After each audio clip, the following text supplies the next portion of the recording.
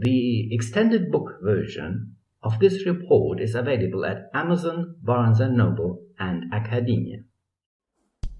Ladies and gentlemen, what a show it has been! During the 17th conference of the Swiss Coalition Against Censorship, the Ground Zero model was presented end of 2019. The silent destruction and free fall of Building 7 explained. The horizontal pyroclastic dust flow of Building 7 explained. The vertical mushroom cloud over Building 7 explained. And the eruption of the Twin Towers and the billowing steam clouds in the city as the cause for the New York cancer crisis explained. We had more than 3,000 people in the Guild Hall, a simultaneous translation into 8 languages, a live event with more than 100,000 people watching online. The journey to truth goes on with this great show.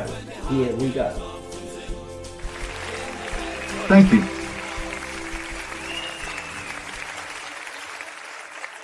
Thank you very much for the invitation. And thank you very much for this excellent song. That was a nice surprise for me. A song composed especially for this speech. All right. The address of the website was already shown, 911history.de. As this presentation has a high information density, I've already placed the PDF for this lecture, which is displayed here in the background, on the internet. It's available for download at the address 911history.de. The download address is printed also in the flyers, which are distributed for free. Good. Today I am discussing the Ground Zero model. This is a physical model that should be investigated by the universities, but at the university level, it's either avoided or outlawed. I've given this lecture 5 or 6 times now, and I noticed that there are 2 major barriers to understanding for the audience. The first barrier consists of the physical arguments. The second barrier is the difficulty in classifying the information regarding the perpetrators. Yet the problem is easy to solve if we keep enough distance from it and look at it from afar. And that is also the model for this lecture. On the right scale, everything becomes simple. On the right scale, we can see the major connections that go as far as nuclear blackmail against the civil society. I will start with September 10th, 2001 and the following message. Please play the first video. According to some estimates, we can now track $2.3 trillion in transactions. In German, these trillions translate to the words 2.3 billion, and for you in Switzerland, this sum is very easy to remember.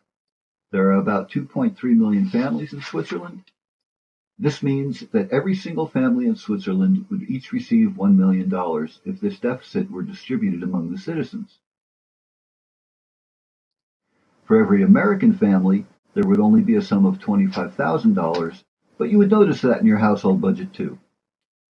So it really is a lot of money. And to investigate where this money was, a civilian investigation commission was set up at the Pentagon.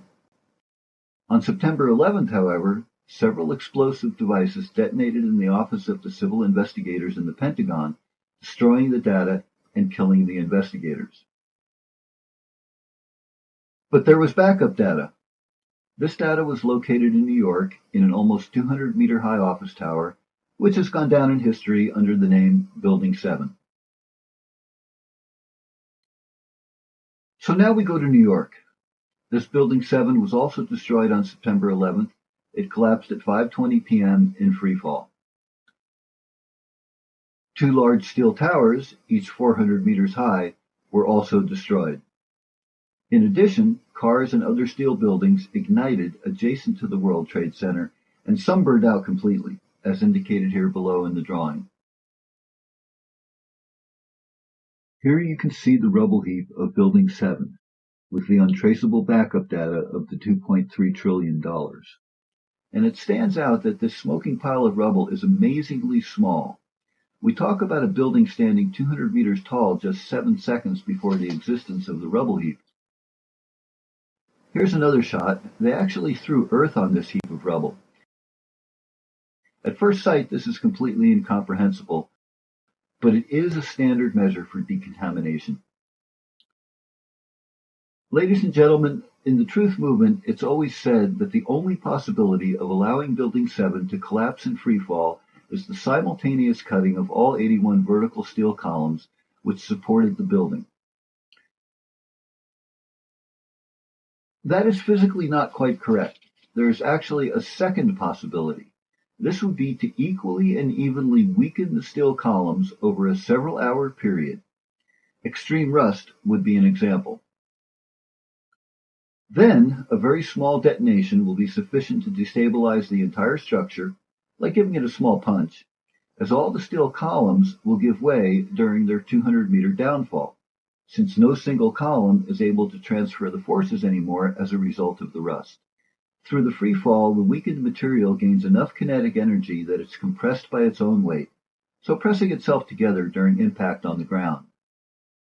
And the result is this miserably small smoking pile of rust, which you can see here in this picture. You've already noticed that the Ground Zero model postulates a nuclear destruction of the World Trade Center. Within the framework of a model, we can claim everything. For playing with the model, it only has to be conclusive in itself. For this, we use a trick. We look at the processes on a kilometer scale and put the model into a cube with an edge length of 1 kilometer. In this way, we avoid the usual problem of asking questions about, for example, the single connecting bolts, which fall on the meter or centimeter scale. These do not interest us, as they would only complicate things. In this model, the small connecting bolts simply evaporate. With this, we immediately generate a rejection reaction of the trained mind. And by trained mind, I mean the mind trained and influenced by the mass media. If you try to communicate this model, you immediately provoke 2 sorts of reactions. No, because Americans would never do that to Americans, and no, because it would all have been radioactive. If you then start to argue, this always only leads to the typical escape reaction of the trained mind and the statement, "Leave me alone, give me a break." With this defensive attitude, you can only play to a very limited extent, yet a surprisingly playful counter-question is still possible. No, the psychopaths of power would never do that to the Americans, and no, radioactivity cannot hide. This produces less rejection, but is still an escape reaction. They say, hopefully he isn't right. I don't want to know. To overcome this barrier, I had originally designed a kind of game board for this lecture based on the well-known game Parcheesi. The conservation laws of physics would have served as a game piece, namely the 3 conservation laws, linear momentum, mass preservation, and energy, as well as the radiation component subordinate to these laws. Then we would have gone through 4 game stations: observation, sketch, calculation model, and prognosis, and again, observation, sketch, calculation model, and prognosis. And with each piece, we would have made at least 1 round and tried to reach the safe home port. My wife then suddenly said that this was boring. I would once again be very clever and pedantic with physical arguments. So this is why I've changed the concept.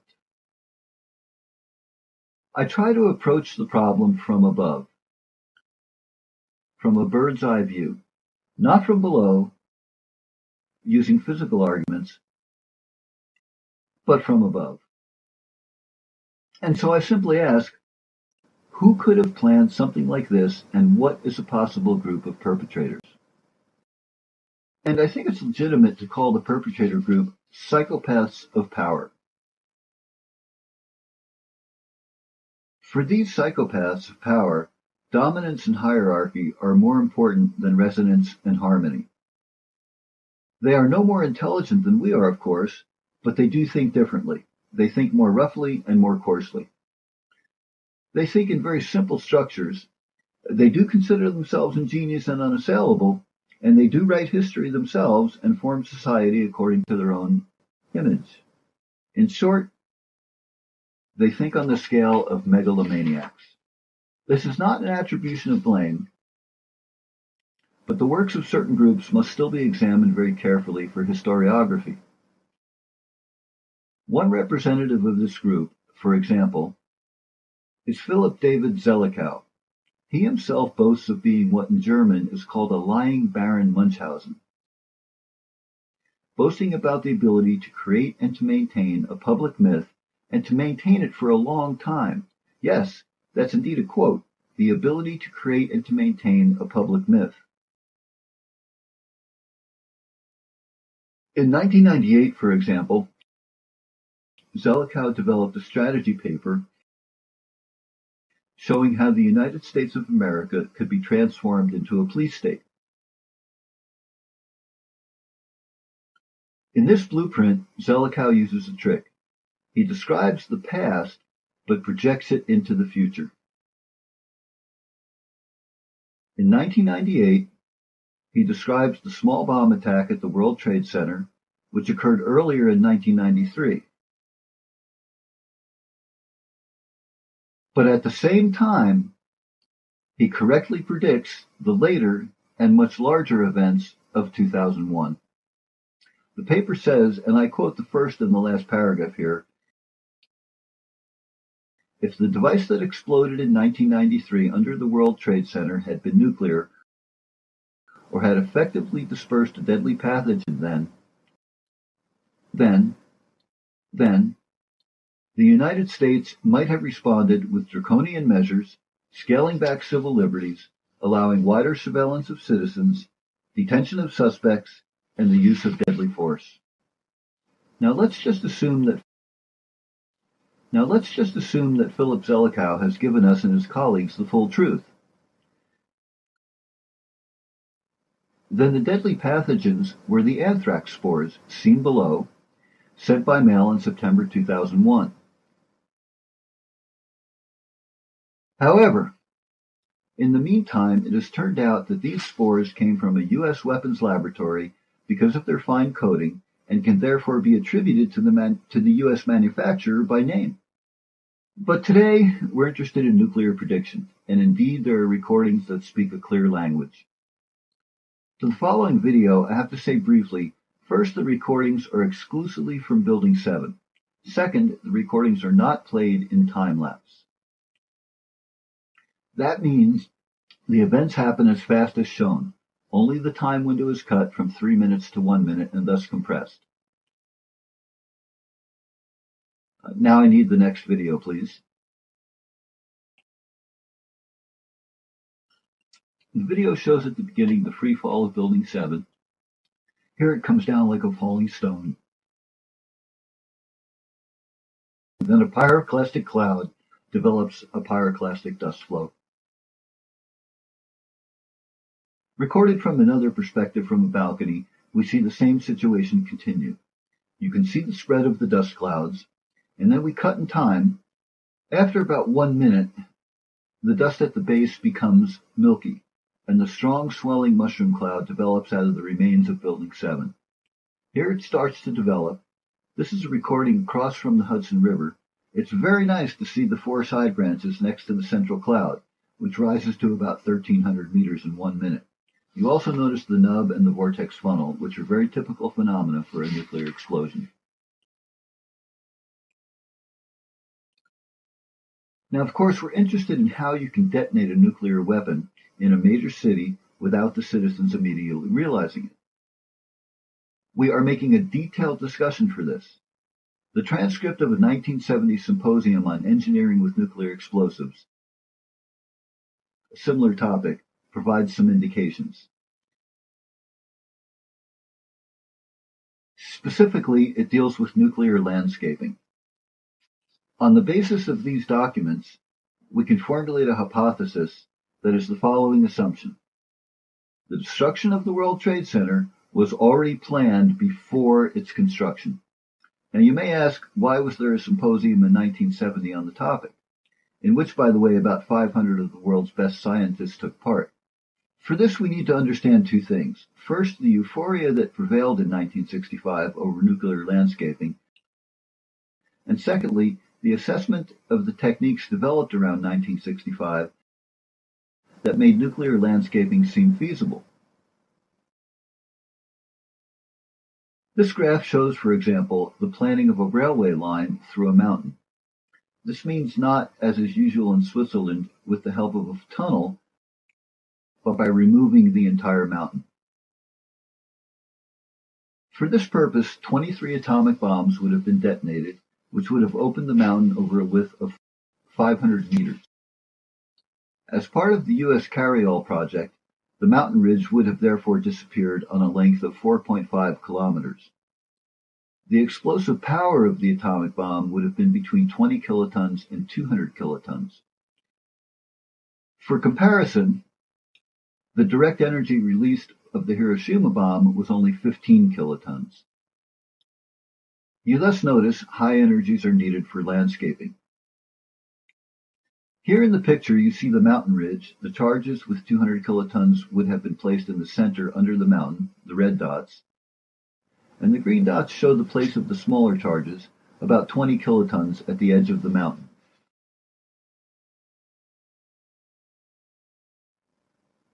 Here on the left in the picture, the black and white image, a model of the never realized project with an additional water collecting basin, slightly colored in orange, which would have been produced by an energy input of 100 kilotons.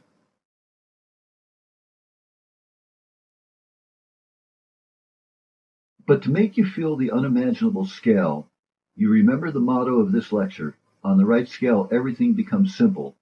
I have shown you the 6.5 kilometer long Fander tunnel near Bregenz, Austria, on the right, a tunnel many of you may be familiar with.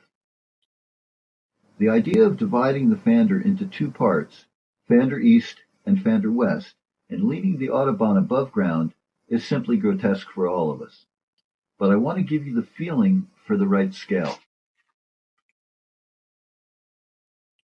The blasting reference to the Carryall water basin is the crater of Storax Sedan, which was also realized with about 100 kilotons in 1962. Now these are now real images. The depth of the crater is about 100 meters, diameter is 400 meters, and the explosion caused a strong earthquake of 4.75 on the Richter scale. Interesting are the different expert opinions regarding the possible start of construction work after a nuclear blast. Some experts assume that the work could have started after only 3 days with little protection for the workers. Other sources give a recommended waiting period of 1 year for the Carryall project. Only then radioactivity levels were considered to be sufficiently low. But the most important goal of the symposium was to advance nuclear landscaping by reducing radioactive contamination. A number of tricks were developed, including the combination of nuclear and conventional explosive devices. It has been found that by superimposing shock waves, small conventional charges can have an extreme effect, as you can see in the drawing. For this purpose, these conventional charges are ignited approximately 200 milliseconds after the bomb has been detonated. So, due to the superposition, you have an extreme effect. So here you see the atomic bomb at the bottom, the small charges at the top. This shaft was called the nuclear chimney already in 1970. You can also remove a mountain horizontally, or blow up a mine shaft. Another method to increase the explosive effect, but to minimize the radioactive contamination, was the use of water as an additional propellant. When the atomic bomb is detonated in a water basin, which is again fully surrounded by granite, the water unfolds an incredible destructive force vertically upwards during the pressure discharge.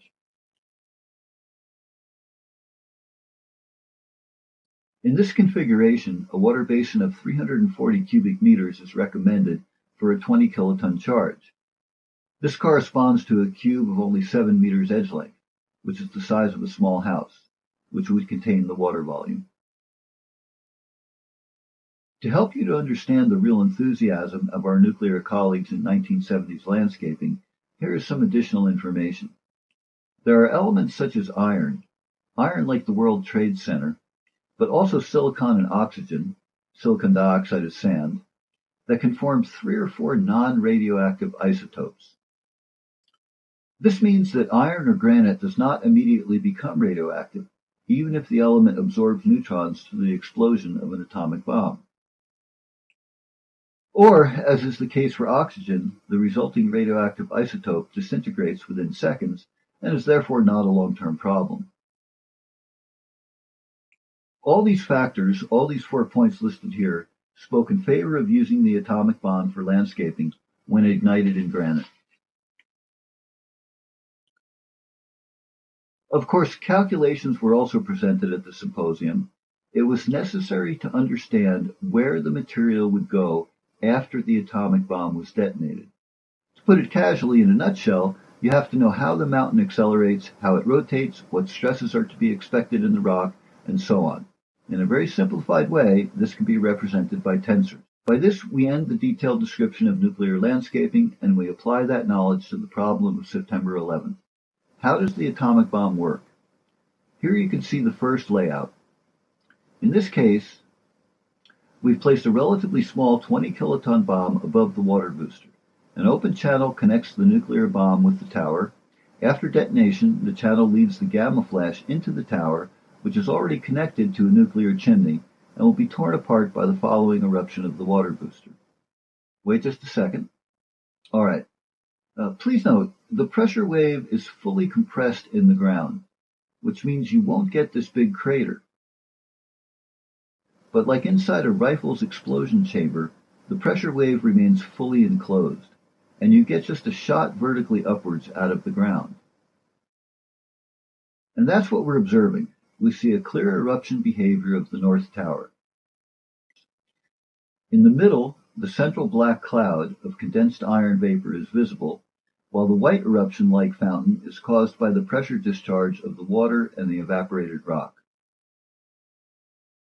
Here you can see the validity of a main principle of physics, the conservation of momentum.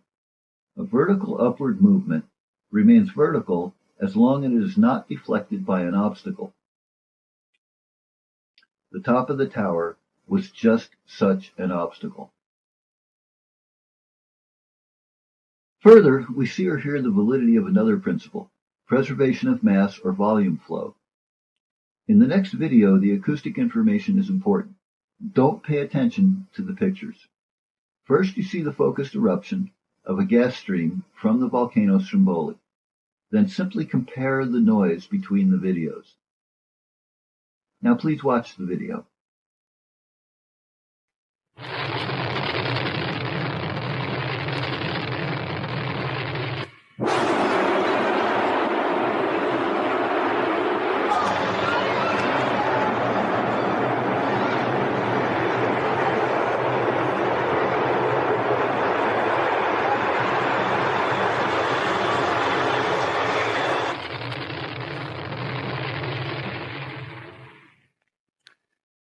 So we can see from this simple example, acoustically, the roar of the North Tower is indistinguishable from a focused eruption.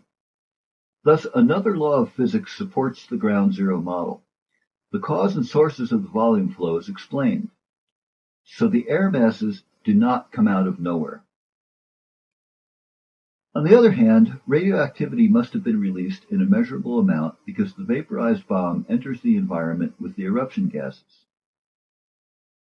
In fact, the radioactivity can be calculated, meaning that according to the ground zero model, expected radioactivity can be calculated as soon as we know the level of energy input. Here the uranium fission is shown. During fission, uranium splits into 2 parts and forms 2 differently sized fragments. These fragments vary in size and radioactivity. The graph shows the probability of these fragments forming. The task now is to detect the long-lived isotopes from this nuclear fission. With many months' delay, a first analysis of the dust took place from the World Trade Center. There was only a slight increase in beta activity.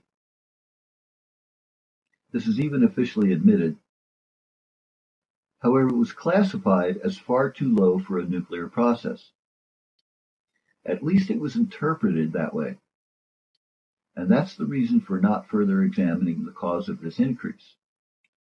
The analysis was performed by Dr. Paul Loy on the basis of liquid scintillation counting. Additives in a liquid emit a flash of light as soon as these additives are excited by radioactivity. This flash interference effect can also be detected with high-resolution cameras. Now, we should not expect any loss of camera pixels with a non-radioactive dust. That's logical. Strangely enough, several cameras at 9/11 show exactly this effect, a loss of pixels. Each camera's image is built line by line from left to right. A hit pixel, or the line, recovers within milliseconds and causes the impression of a horizontally scurrying silverfish, kind of a flash of light. Now please watch the current video.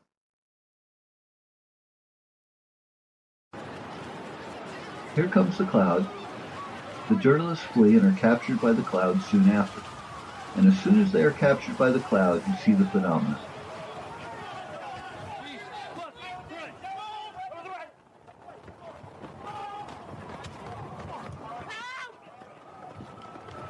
Here you see the white silverfish, an indication of a nuclear detonation. All right, so you see massive interference in the electronics. Who's right now? An American colleague wanted to know exactly, and he bought a piece of the World Trade Center on eBay. Similar to the remains of the Berlin Wall, the World Trade Center can also be bought piece by piece. And for $355, the pieces ended up on a friend's kitchen table. Here you can see the baked together steel, concrete, and stone lumps. It should come as no surprise that no signal can be detected here, as the alpha and beta radiation is masked by the iron. It's different with gamma radiation. This radiation penetrates solid substances with relatively high energy. When passing through solids, only the intensity of the beam decreases. Its wavelength or energy line is not changed. The same is true for laser light. When passing through glass, the laser beam does not change its color, only its intensity or its strength. And so a part of the sample has embarked on a wondrous journey from the kitchen table into a gamma spectrometer at a German university. Some of the uranium fission products can be detected in this gamma spectrometer.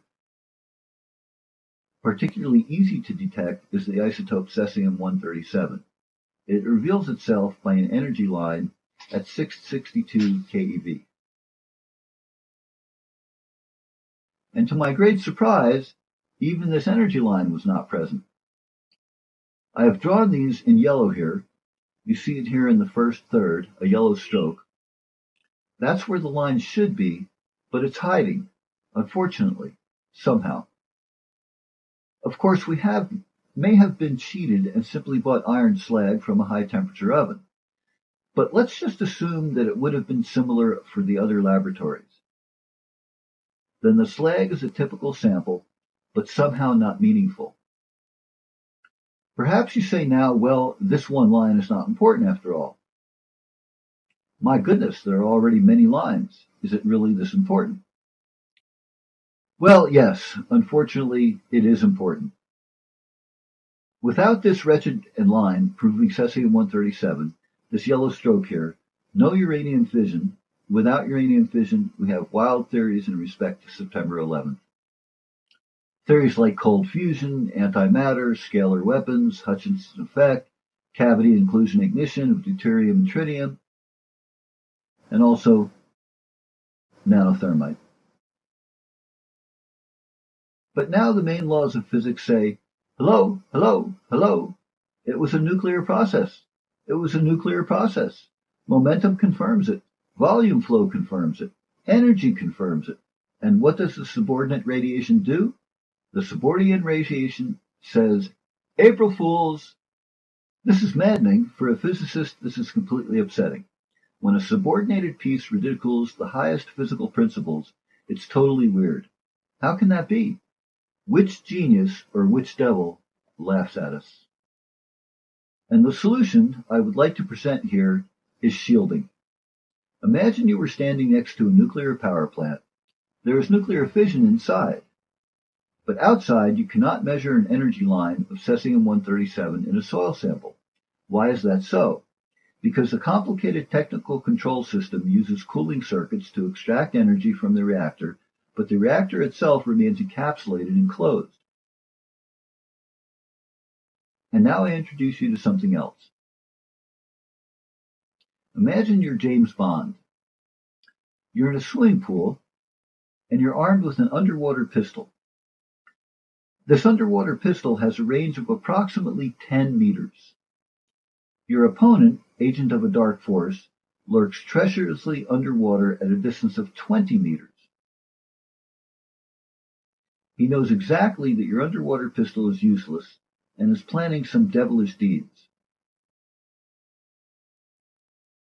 But you're James Bond. You know you're in a sort of jacuzzi, and you flip the right switch underwater, and then the water fills with air bubbles. And then you pull the trigger, and you kill the opponent unerringly, easily and unerringly. The James Bond trick is air bubbles reduce the density of the medium, water, which then takes the bullet arrow much further. Here you see the layout. As a matter of fact, in atomic physics, it's a trick by Edward Teller. Edward Teller has the nickname Father of the Hydrogen Bomb. It would be more precise to say Master of Neutron Flux. Neutrons are small nuclear building blocks, shown here in the small box. The big blue sphere in the box represents an atom with its shell. The neutrons are these tiny particles.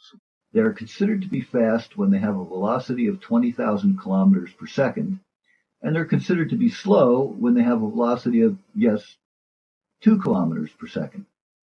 That's considered to be slow in the case of neutrons. Fast neutrons fly through the atoms of the solid bodies as they are scattered and are slowed down. By this loss of energy, by scattering, X-ray radiation is generated. However, after about 6 meters, they get stuck in solids. So after 6 meters, the neutron's range is over. In dry air, however, they can travel several kilometers. Some air molecules do not interfere very much as the density of the medium air is low. The solution for the 9/11 problem can be found in Edward Teller's conception of the Trigger reactor. There, steam bubbles form, which suddenly ensure that a critical reactor calms down again. A trigger reactor cannot explode because very hot fuel allows the neutrons to escape. But the principle can also be reversed, and you can transform the reactor design from always non-critical to supercritical within hours. So in the new layout, we have a booster of boiling water, and boiling is important because of the steam bubbles, a protective shield of liquid boiling granite, and again boiling is important because of the steam bubbles, and below, at the very bottom, the working reactor core enclosed in granite. When this reactor explodes, the water turns into an overpressure bubble. The liquid rock dilutes and encloses the radioactive reactor core. The explosion is relatively soft, and it's a kind of deflagration or nuclear fizzle. The picture shows the situation after 3 seconds. The mixture is still trapped in the granite. Due to the inclusion in the granite for several seconds, the extremely hot nuclear plasma can collect at the top before the eruption. Hot material will always rise to the top. The result is a kind of spearhead at 8,000 degrees Celsius. The 8,000 degrees Celsius is an estimate. The value from the literature is only 5,000 degrees Celsius and 200 bar for an equilibrium state that is not reached here. This picture shows the situation after 8 seconds after explosion. The mixture then breaks through the channel. And here's the situation after 10 seconds. The nuclear plasma has evaporated the inside of the tower. It follows the backlash of the pressure wave in the tower's top by the displaced air. You see the displaced air gathers in the tower's top, and when the pressure gets too high due to the still rising material from below, the air from above will punch out the plasma laterally. So we have the backlash from the displaced air in the tower's top, followed by the actual eruption of the overpressure bubble. After the eruption, and that is the important thing, the inside of the tower collapses and seals the shrinking hyperbaric chamber with a melt plug. This does not create a cavity, but the liquid stone melt sinks downwards. Only on the surface some depression will form. However, soil changes, cracks, crevices, and radioactive rock made it very difficult to rebuild. Here again for comparison, the destruction of the South Tower. Clearly visible in black is the vaporized building core, the condensed and solidified iron droplets, as well as in white the already discussed gas eruption. The information that 9/11 was based on a nuclear process is already more than 10 years old. Only the public refuses to believe the news. This is precisely the area of tension between physics and psychology mentioned at the beginning. We know it, but we refuse to believe. Military expert Dmitry Kalazov warned against radionuclides already 10 years ago, but he was laughed at. Instead, the code word toxins is generally used in the media to explain the cause of cancers in New York. The Ground Zero model is very similar to the Kalazov model, only the Kalazov model is explosive, while the Ground Zero model postulates a progressive, slow energy input. The question, which is now surely in the room, is why 150 kilotons of all things? For example, as shown here, 8 kilotons already cause a very large water stamp when they are fired in a lagoon. Here simple estimates have to be made of how much energy was absorbed by the granite, which evaporates at several thousand degrees, and how much water was available in the booster at 9/11. In fact, after the destruction of the North Tower, thick clouds of steam and dust were wafting in and over the city. Was the process really limited to a short gamma flash in the tower and to some water, and that's the end of the story? Well, certainly not. Further observations show no. There was actually a high energy input in the tower, and especially under the tower. The debris field remained hot for months and formed several heat zones. The energy richest zone was Hotspot A. Who makes the right guess? Hotspot A was under Building 7. Building 7 had the most energetic hotspot. And on February 12th, a heat source could still be detected in the granite soil, a signal which clearly stood out from the background. If you try to depict the facts in a sketch, it results in the following picture. We distinguish between an energy input of the first order, that's the sphere, the cause, and an energy input of the second order, the effect, such as the burn-up of the tower's top. To estimate the energy input, we simply ask which energy is necessary to create a 100-degree hot zone in the ground with a 75-meter spherical radius. The reason is clear. Within this zone, the water evaporates. As a short question, how much do I have to heat in order to create such a field with a cooling period of several months? With the help of the heat capacity of granite, you get the value of a total energy input of 1 times 10 to the 15 power joules. The energy unit joules can be converted into the energy unit kilotons, as for the weight, kilogram, and hundredweight. Only the number changes. And this joule value for the 3 spheres resulted in 150 kilotons per sphere, so the first approximate estimate is simple. Now you always meet disbelief that such a radiation bomb could even exist. Is it possible to build such a thing? For this reason I made a small model and brought it with me. It's made of wood.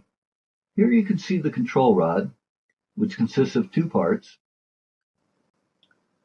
The yellow part symbolizes highly enriched uranium. The green part symbolizes the foreign metal thorium. Further, the discs also consist of thorium and enriched uranium. At first, while the bomb is inactive, the yellow uranium disc is not in contact with the highly enriched uranium part of the control rod. It's always next to the thorium rod, so that's the inactive bomb. You bring the thing to life by inserting the control rod into the device so that the uranium part of the control rod comes into contact with the uranium disc. Then the reactivity increases abruptly and the bomb is active. It will emit a short electromagnetic EMP pulse, which then fades away until the bomb reaches its stable work mode within a few seconds. This means that if the device was originally only warm due to the spontaneous fission of uranium, it now becomes very hot and melts. It then begins to boil, constantly mixes with the foreign metal, and melts into the granite. This is now well-established physics. This should be feasible, and yes, we can do it. So in the new design, you see the system immediately after activation, yet still just before the impact of the plane. At this point, the water booster cabinet is still empty, which means the colleagues had to activate the bomb several seconds before the impact of the plane by inserting the control rod. The reactor then starts to work down here and begins to melt into the granite. Seconds later, the impact occurs and the fire extinguishing system starts flooding the water booster. Small explosive devices, conventional bombs, or even thermite connect the elevator shafts of the building to create a nuclear chimney. Here you can see the system in working mode, which will remain in a stable mode for about 1 hour and works as an X-ray beam generator. The now liquid metal mixture boils at 4,000 degrees centigrade and melts into the granite. The formation of vapor bubbles in the granite and in the water ensures permeability, and focused X-rays from the channel reach the top of the tower. Note that the beam widens only in the tower's top, not in the lobby where the first responders were positioned. This X-ray radiation causes the top of the tower to become very hot and to melt partially. Individual pulses of neutron radiation shoot through the tower and are registered from a distance of 7 kilometers by the helicopter cameras. This happens, for example, when steam bubbles rupture the liquid slag of the granite. Naturally, a steam cushion forms between the liquid granite with its slag on top and the liquid water. The liquids are not in direct contact. Now please watch the current video. Here you can see the recordings from a helicopter and the corresponding particle interference patterns.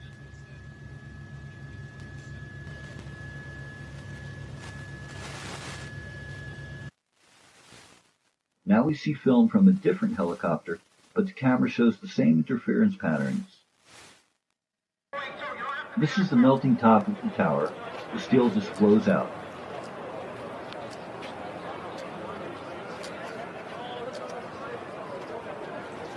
Then you will see the rising steam swaths from the water booster, which is boiling all the time.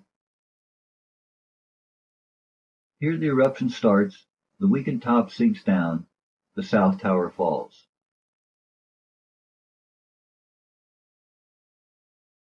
And during this collapse in front of the falling material, there were also upshooting steam eruptions directly out of the ground. Obviously, through a side channel, a pressure release took place in the city streets. Here I briefly explain the ignition of the reactor. It's tricky physics, but who bothers? Never mind. Above the system is under control. Fast neutrons escape, uranium and thorium are continuously mixed and boil, the bubbling mush slowly sinks into the granite. Granite melts at 1500 degrees Celsius, and if the metal mush boils at 4000 degrees Celsius, it will sink down neatly. While doing so, the liquid granite acts in addition as a circulating coolant. This will work for about an hour. Below you can see why the system becomes supercritical. First, a neutron reflector made of liquid beryllium can form on the top of the slag, with beryllium present, of course. Secondly, a certain depth, the pressure becomes so high that the mixture stops boiling. Thus, the phase separation of uranium and thorium starts due to the different density of the two substances. As a result, slow neutrons, which were scattered back by the reflector, meet pure uranium, and this combination goes sour. The system explodes or deflagrates. The soft explosion causes only a faint quake. Nevertheless, an intensive gamma and X-ray portion is released, which penetrates the tower as a radiation cone, and accordingly escapes attenuated also to the outside. Both radiation cones lead to different effects in cameras and large metal objects. Please start following the video, the current video.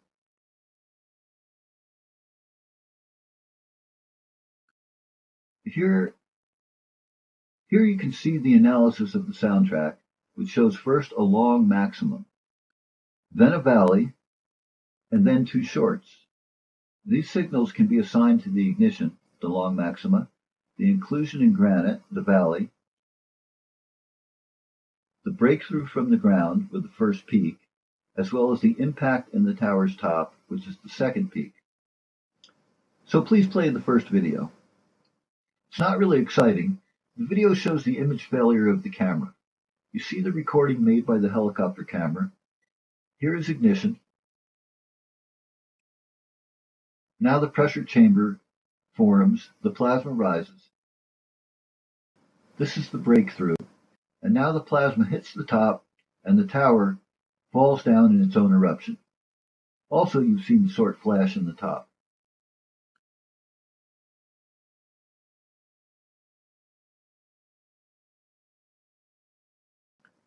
With this picture, I would like to show a serious analytical error in the 9/11 research. Often the observed destruction of the individual floors is pointed out, and this is interpreted at the same time as the proof of synchronously controlled ignition of hundreds of explosive charges. The videos are ambiguous. The eyewitness report with karate chops starting from high up moving downwards from their observations. In fact, these are not explosive charges that were detonated from top to bottom. Rather, it is the structural failure of the individual outer steel segments.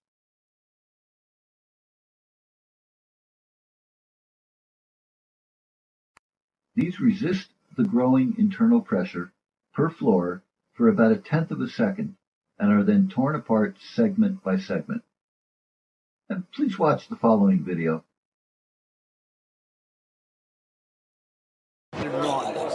Floor by floor instead of popping out. It was like it was if they had detonated. As if they were planned to take down a building. Boom, boom, boom, boom, boom, boom, boom, boom. All the way down. I was watching it and running. All of a sudden, it was like bang, bang, bang, bang, bang, like bullet shots. I saw from the corner, boom, boom, boom, boom, boom, boom, boom, boom, boom.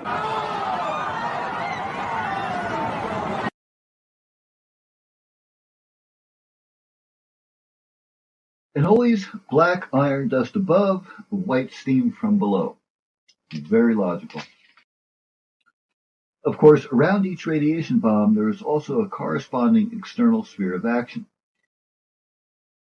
This is revealed by the fact that in this sphere of activity, radios fail, cameras flicker, and large metal surfaces catch fire through the induction of eddy currents. The spheres of action can overlap a very strong superimposition zone, resulted purely geometrically for Building 5. Now let's have a look at Building 5. The picture was taken from Church Street around 1 p.m. and shows the highly burning Building 4 on the left, as well as the clearly burning Building 5 on the right. This picture shows Building 5 behind St. Paul's Chapel, clearly in flames. Here we have Building 5 seen from the west. And here again, Building 5, and everyone can see this is not a harmless office fire. Building 7 could not have a gas eruption because the fire protection system was switched into test mode at 6:30 a.m. early in the morning. This meant that there was no water ingress into the building and therefore no flooding of the shaft. According to the Ground Zero model, Building 7 was destroyed by a reactor bomb without water booster.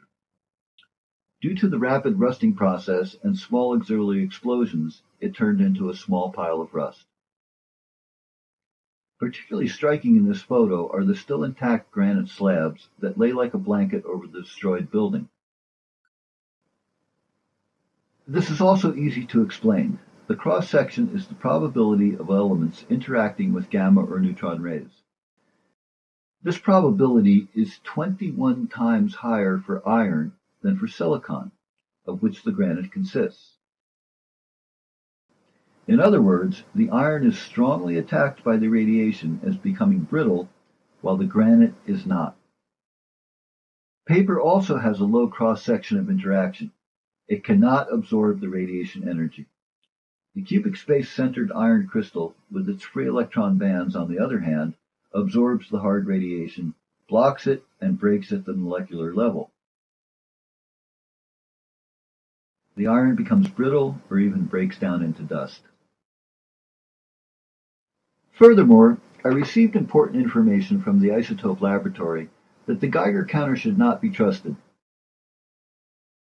especially with low radiation values. Even if the dust from the measured values was only slightly radioactive, the solidified metal droplets can contain harmful amounts of radioactive substances. In the case of beta emitters, such as strontium-90, only the decay of the atoms on the dust's surface leads to a signal.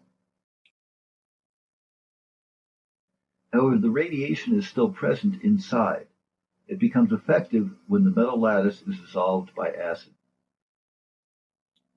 It's also dissolved after ingestion by stomach acid or after inhalation by salty body fluids. When these radioisotopes are absorbed by the body, for example for bone formation, they damage specifically the hematopoietic system and can cause cancer even in small doses. It's highly likely that this is also the cause of Marcy Border's death, whose photograph became famous as the Dust Lady. She was captured at 9/11 by the dust cloud and died in 2015 of stomach cancer. So the cancer developed exactly where the radioisotopes were dissolved and released, in her stomach. As many other victims, Marcy Border also died heavily indebted. And all of you know, cancer is big business for some. The actual dust flow can be seen in the graph shown here. Of course, asbestos fibers and toxins, mainly the acrid poisonous fumes, do have an effect, but as well in addition, so do the radionuclides. The event exposed 500,000 people, and at present about 10% or 50,000 people suffer from a 9/11 disease, a so-called 9/11 condition. It is now up to the Americans to verify this model. Because certain radionuclides must be present in the soil samples when drilling deep enough. Ladies and gentlemen, as long as these radioisotopes are not proven, this lecture can be mocked as a new crazy thesis saying that the World Trade Center has been destroyed by water. But don't be afraid of ridicule. We can tell the Americans that they must not trust the Geiger counter, but that the isotopes must be searched and detected by an isotope laboratory, which requires digging. We must also not be afraid to read a nuclear process modeled by the free, or maybe I should say the to-be-liberated universities. The approaches presented here are useful and technically not wrong.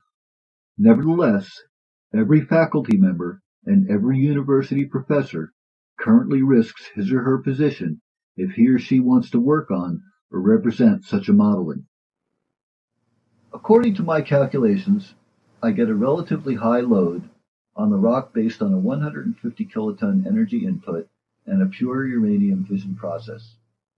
For the strontium-90 alone, this is about 790 kilobecquerels per kilogram of rock, and I sincerely hope my calculations or assumptions are wrong. But maybe at some point the technical universities will be interested in this model. It is certainly demanding in its entirety, and the solution is necessary. At the very least, a calculation must not be made ridiculous. Here, for example, you can see a snapshot of the effect of the air cushion that's causing the backlash of the shooting plasma and also the evaporation of the inner building core. Let's play the next video. Here you can see the top view of the World Trade Center site from above. We are now inside our cube of 1 kilometer edge length. We can rotate the cube to look at the situation from a different angle. As I've said, our model is inside the cube, and we can also go underground and have a look at the melt funnel. All these calculations should be made by the universities and not by a private person.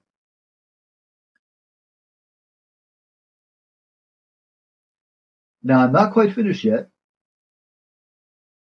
In summary, yes, so much for the physical aspects of the ground zero model. In summary, one could say, yes, the psychopaths of power are without regard for all people. And yes, radioactivity can be hidden to a certain extent. These are again the two poles, psychological and physical. In the context of the work, the question is, how can the possibility of such crimes as 9/11 arise at all in a healthy people's body?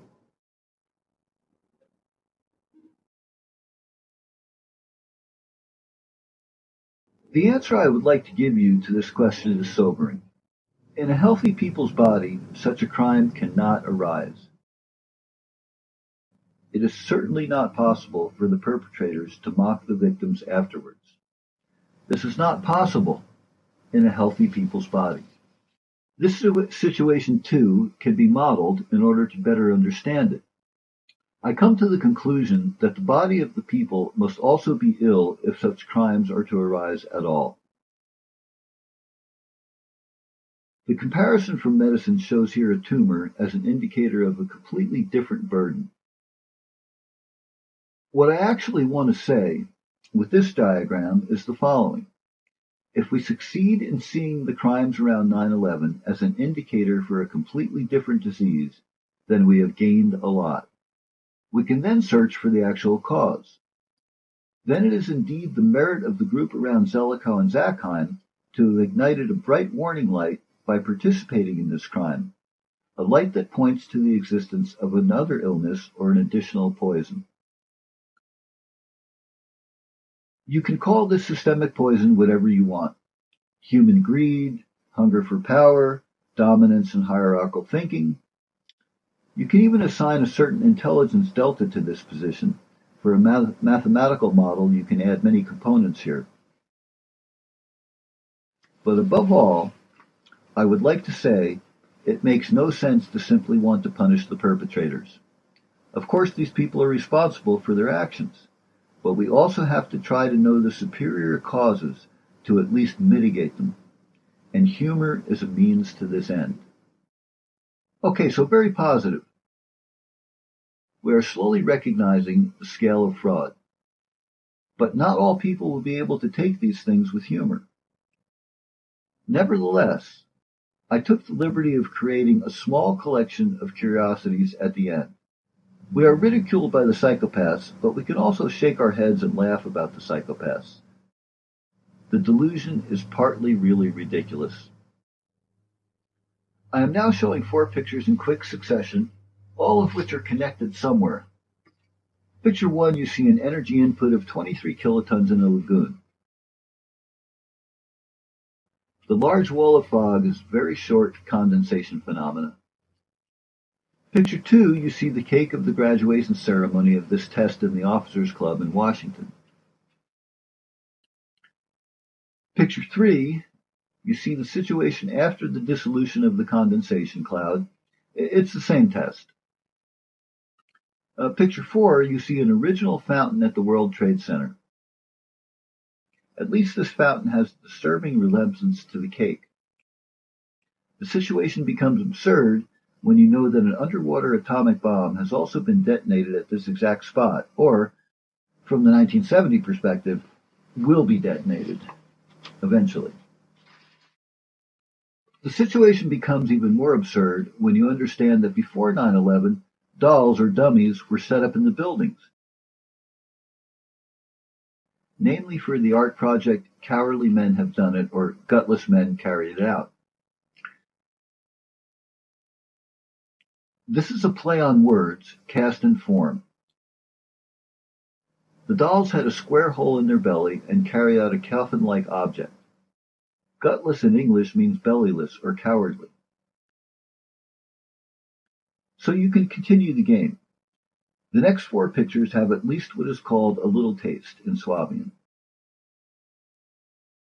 A bland aftertaste maybe, sometimes even the smell of a little sulfur. In picture 1, you see the double play of the blue reactor lights and the tribute in light, both Chernobyl radiation.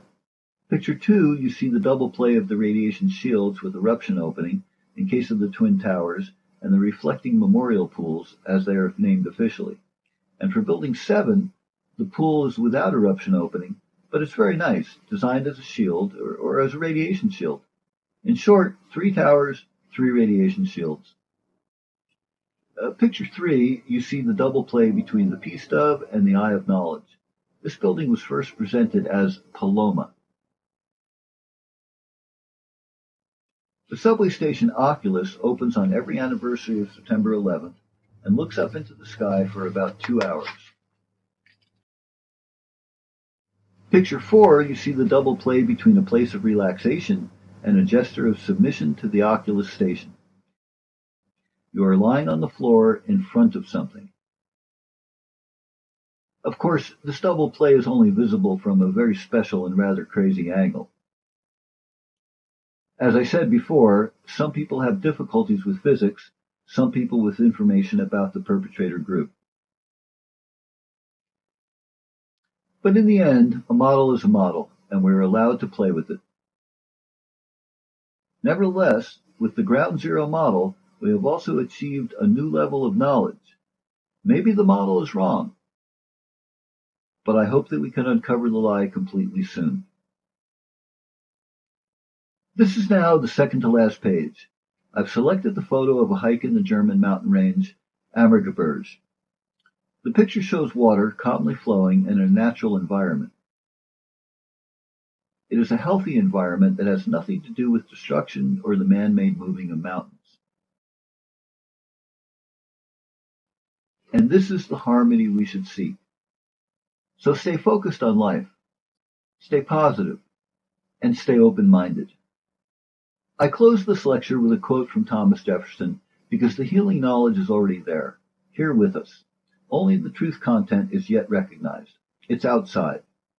Thomas Jefferson said, "Educate and inform the whole mass of people. They are the only sure reliance for the preservation of our liberty." Thank you very much for listening.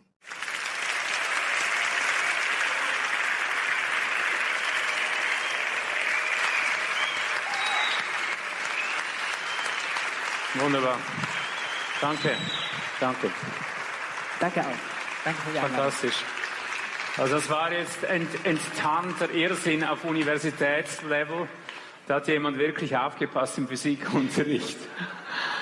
Meinerseits kann ich nur sagen, ich habe alles verstanden und gleichzeitig nichts. Verstanden habe ich es mit dem Herzen. Es hat alles einen roten Faden der Logik gehabt. Es hat nichts runtergezogen. Man konnte alles nachvollziehen. Also gar nichts habe ich auch nicht verstanden. Aber es war einfach, es war stimmig. Es war stimmig. Technisch unfassbar, höchste Physik. Im Herzen ist es angekommen. Herzlichen Dank. Das war ein wichtiges Puzzleteil, auch für die Veröffentlichung, auch für die Physiker, für die Wissenschaftler. Können wir das wieder ausstrahlen. Ja. Herzlichen Dank, Heinz Pommer.